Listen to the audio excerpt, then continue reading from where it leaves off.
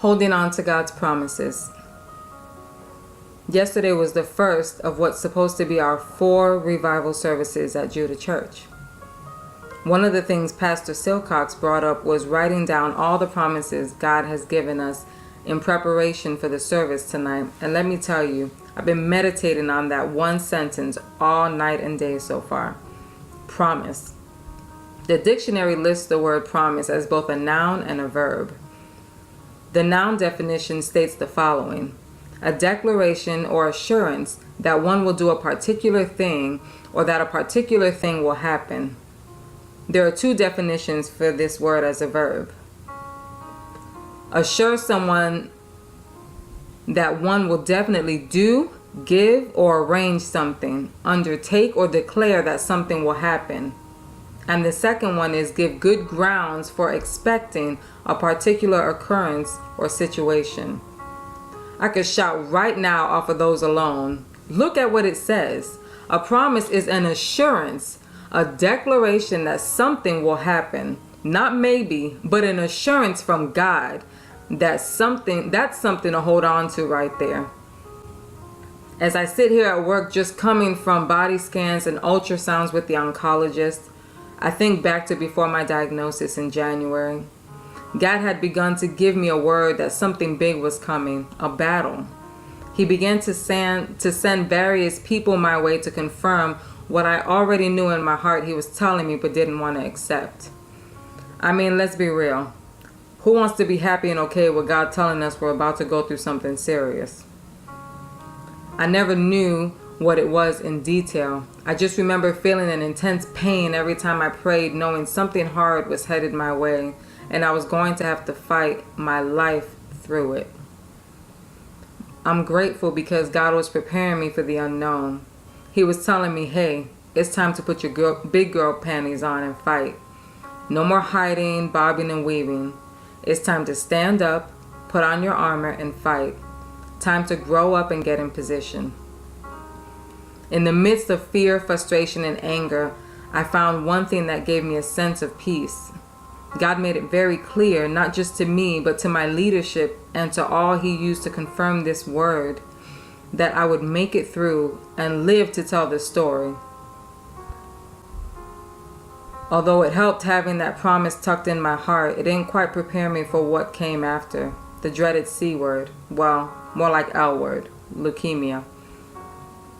As I got up this morning for my normal 4 a.m. talk with my Papa Dios, he brought me to Moses in Exodus chapters 5 and 6.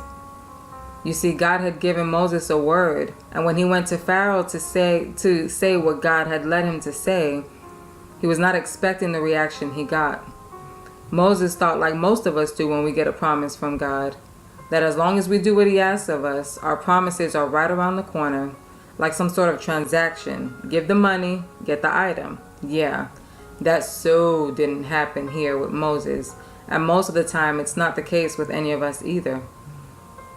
God gave Moses a promise, but Moses had yet to realize what all he would have to endure to get to that promise. From leaving everything he knew to be his life to taking a 40-year journey with people he barely knew. It was through that journey that both Moses and the Israelites learned to depend on God in ways I'm pretty sure they never thought they would. They experienced good days of provision and days of flat-out anger and rebellion. They went from seeing miracles to complaining about their lack. They had days where faith was high and days where they dreamed of going back into captivity simply because it looked better to them than what they were currently facing. Don't we all do that? I know I do. I find myself dwelling on what I see or feel instead of remembering the promises God has given me and allowing that to keep me focused on the prize. I walk into various doctors' offices and see the people there instead of focusing on God's promises. I find myself dreading the thought of being there, in their position, looking just as sick as they are. My question is, when does that stop? That's what I asked God this morning, and the answer was made clear. Almost like a slap in the back of the head clear. He said, remember. You simply have to remember my promises and believe me.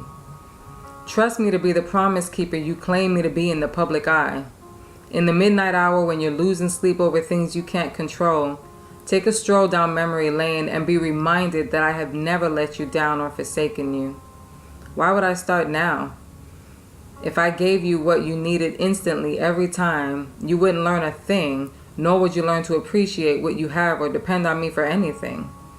I gave you those promises to bring you peace in the midst of the madness, to give you an assurance and confidence in knowing all is well, even as you lay in yet another exam room, even as you get up to make your way to the doctors tomorrow for the results, that no matter what they say, no matter what it looks like, no matter what it feels like, you will be okay. I've got this, and I will keep my promises.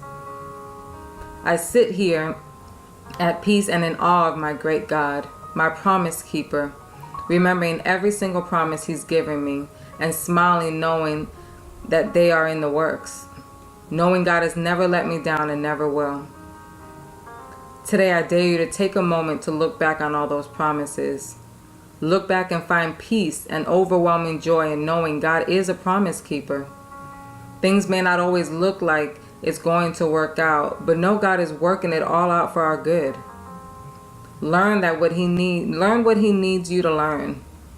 Let God weed out everything and everyone he needs so that he can show you and mature you.